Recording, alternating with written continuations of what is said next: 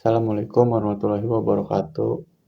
Perkenalkan, nama saya Adrian Rizky dengan NIM 231010500185. Saya dari kelompok 1 perpajakan dasar. Dan saya akan mempresentasikan pajak bumi dan bangunan atau biasa disebut dengan PBB. Pengertian pajak bumi dan bangunan.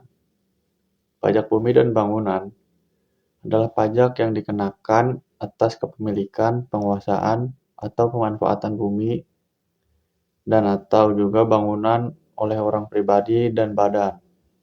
Bumi yang dimaksud itu meliputi tanah, perairan, sedangkan bangunan adalah konstruksi yang berdiri di atas tanah atau perairan seperti contohnya rumah, gedung, apartemen, dan fasilitas lainnya. PBB termasuk pajak objektif, yang artinya besaran pajak ditentukan berdasarkan nilai objeknya, bukan kondisi wajib pajaknya. Lanjutnya ada sejarah perkembangan PBB. Pada zaman kolonial atau masa penjajahan dulu, pajak tanah sudah diberlakukan seperti tanah paksa, kultur, tersel, dan landren. Yaitu artinya sewa tanah yang diperkenalkan oleh Raffles. Pajak ini cenderung memberatkan kepada rakyat. Selanjutnya, pajak hasil bumi. Setelah kemerdekaan itu, setelah zaman kolonial berlalu, sistem pajak tanah di Indonesia tetap digunakan dan diubah menjadi pajak hasil bumi sebagai bentuk penyesuaian dengan pemerintahan Indonesia saat itu. Selanjutnya, IPDA, iuran pembangunan daerah. Pajak ini kemudian berubah menjadi IPDA yang hasilnya digunakan untuk membangun daerah, namun dasar-dasar hukumnya masih lemah dan berbeda-beda di tiap daerahnya. Yang terakhir, lahirnya PBB untuk menyederhanakan dan memperkuat sistem pajak. Pemerintah menetapkan PBB melalui Undang-Undang Nomor 12 Tahun 1985 yang kemudian disempurnakan dengan Undang-Undang Nomor 12 Tahun 1994 agar lebih adil dan jelas dan seragam di seluruh Indonesia.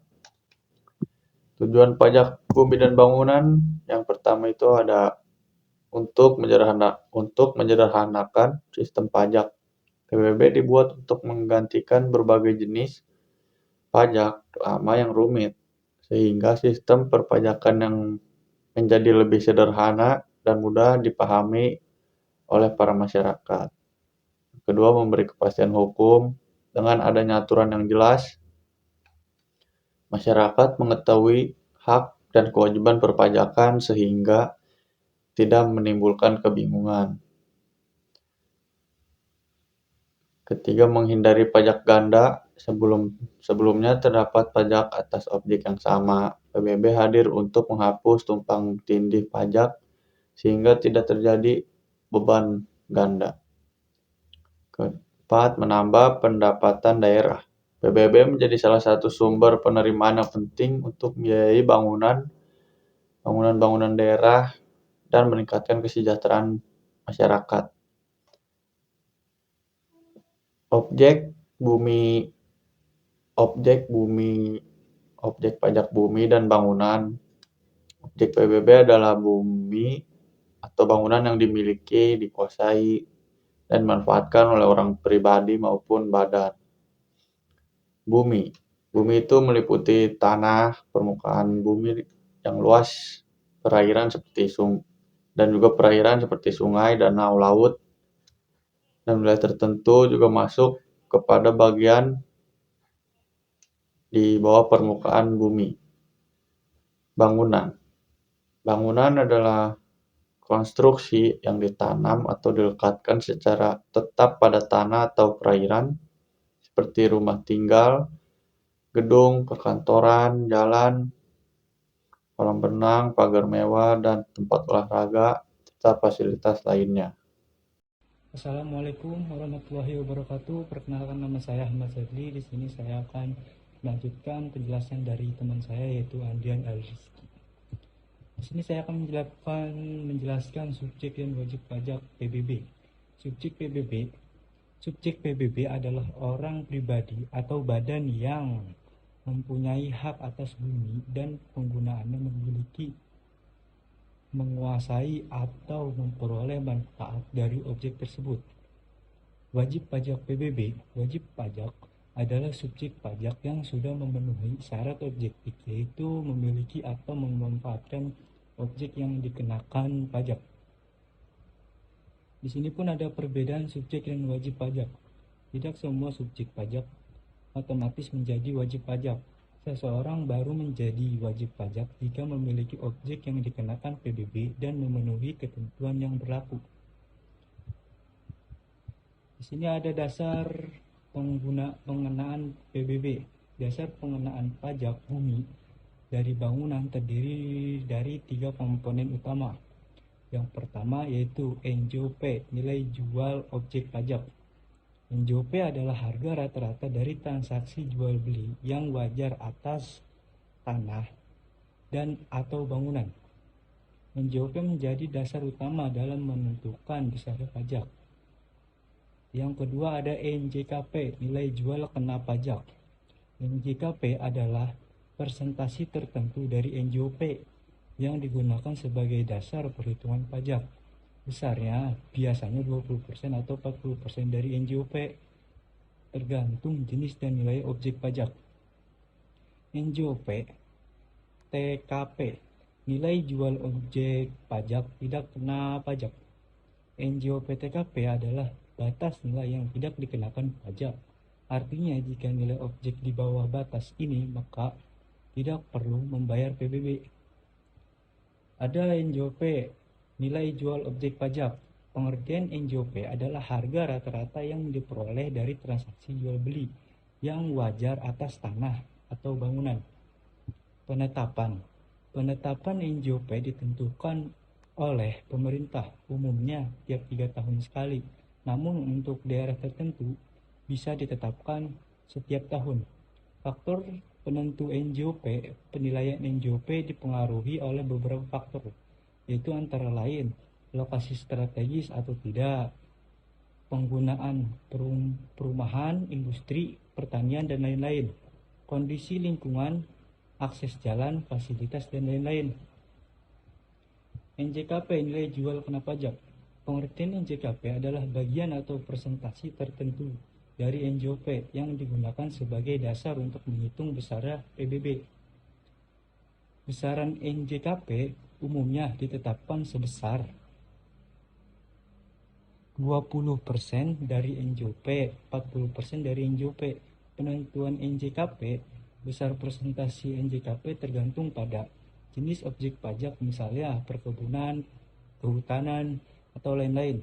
Nilai objek pajak atau NJOP, objek bernilai tinggi besarnya dikenakan 40%, sedangkan yang lebih rendah 20%. NJOP TKP, nilai jual pajak tidak kena pajak. Pengertian NJOP TKP adalah batas nilai objek pajak yang tidak dikenakan pajak bumi dan bangunan atau PBB.